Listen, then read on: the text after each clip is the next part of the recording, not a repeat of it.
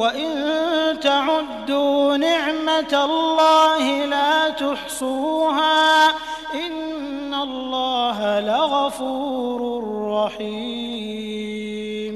18 અને જો તમે અલ્લાહની નિયમતોની ગણતરી કરવા લાગો તો તેની ગણતરી હરગીઝ કરી શકશો નહીં. બેશક અલ્લાહ ગફુરુર રહીમ છે, ખૂબ જ વધારે માફ કરનાર છે.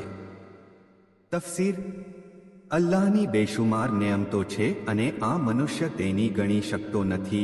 ડગલે અને પગલે ભૂલનાર મનુષ્ય તે નિયમતોમાંથી મુખ્ય નિયમતો તરફ ફક્ત ત્યારે જ ધ્યાન આપે છે જ્યારે તેનાથી આ નિયમત છીનવાઈ જાય છે. તેમ છતાં અલ્લાહ ગફૂર, માફ કરનાર છે અને રહીમ, દયાળુ છે.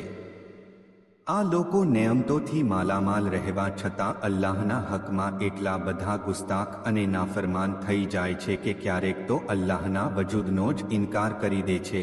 તેમ છતાં અલ્લાહ માફ કરી દે છે અને દયાનું આલમ સ્તર છે કે આવા નાશુકરા લોકોને પણ અલ્લાહ સતત નિયમતો અતા કરતો રહે છે.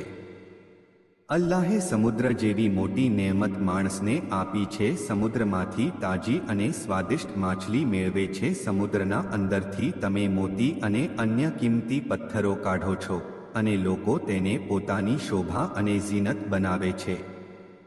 કશ્તીઓ અલ્લાહના હુકમથી પવનની મદદથી પાણી ચીરીને ચાલે છે જેથી લોકો વેપાર કરે, રોજગારી કમાય અને અલ્લાહનો શુક્ર કરે.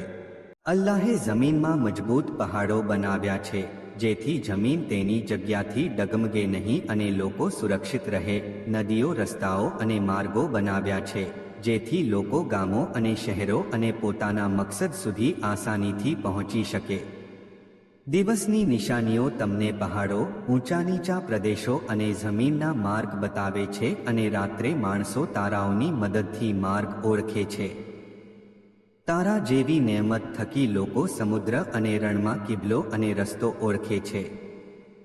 હદીસોમાં છે કે અલ્લાહે ઇમામોને જમીનના પાયા બનાવ્યા છે. જો એક સેકન્ડ માટે પણ ઇમામ જમીન પરથી દૂર થઈ જાય તો જમીન સમુદ્ર જેવી થઈ જાય. રિવાયતમાં છે કે નિશાન એટલે ઇમામો અને તારા એટલે પૈગંબર છે. આટલી બધી અલ્લાહની નિયમતો જોઈને માણસને સમજવું જોઈએ કે અલ્લાહની જેવું કોઈ નથી અને કોઈ કરી શકતું પણ નથી અને મૂર્તિઓ કે ખોટા દેવતાઓ કંઈ બનાવી શકતા નથી. અલ્લાહની નિયમતો એટલી બધી છે કે માણસ તેની ગણતરી કરી શકતો નથી. જો તે ગણવા ચાહે અને શુક્ર કરવા ચાહે તો શુક્ર પણ અદા કરી શકતો નથી. ફક્ત એક શ્વાસનો પણ શુક્ર અદા નથી કરી શકતો તો બીજી બધી વસ્તુની તો વાત જ નથી. એટલે જ આયાતના અંતમાં કહેવામાં આવ્યું છે કે અલ્લાહ પાસે માફી માંગો, તે ખૂબ જ વધારે માફ કરનાર છે. અય અલ્લાહ, અમને માફ કરી દે અને અમારી ઉપર પોતાની નિયમતો, રહેમતો અને બરકતો નવાઝતો રહે. આમીન.